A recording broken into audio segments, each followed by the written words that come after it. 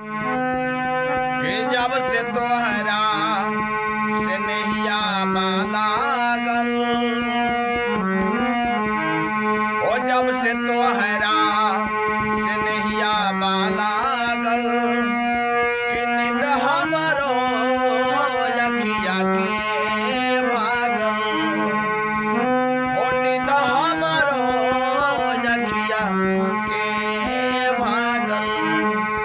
जब से तोहरा से नहिया लागल, कि नींद हमरो अखिया से भागल।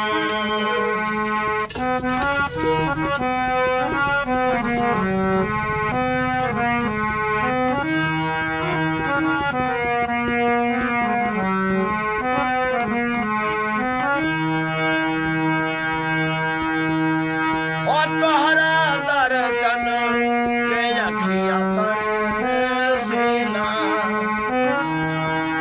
आंसू अखिया से हमारा बरसेला। कि रात भर याद में रही जागल,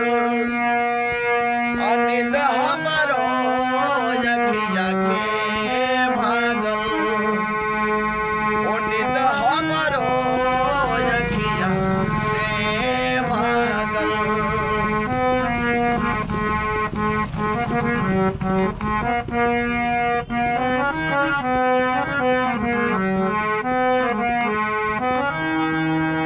दया ना बा तोहरा आँखी में, ओ भूल गइनी हम तोहरा बाती में।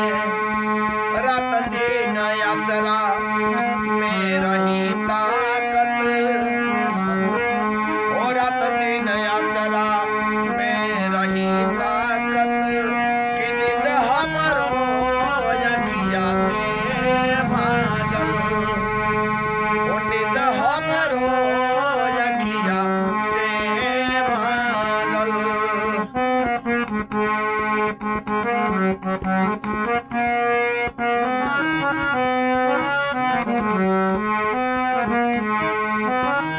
ओ लोग मानेला तोहरा सूरत के, हम पूजिले तोहरा मूरत के। अब तो तोहरे याद में रही पागल, कि अब तो तोहरे याद में रही पागल, नींद हमरो अखिया से भागल।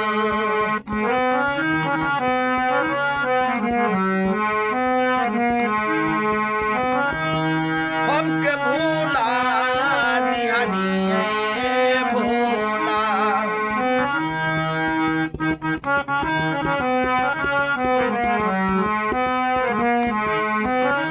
हमके भूला दिहनी ए भोला।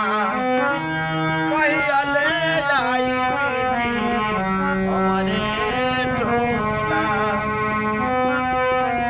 कि राजा राम साहनी के मनवा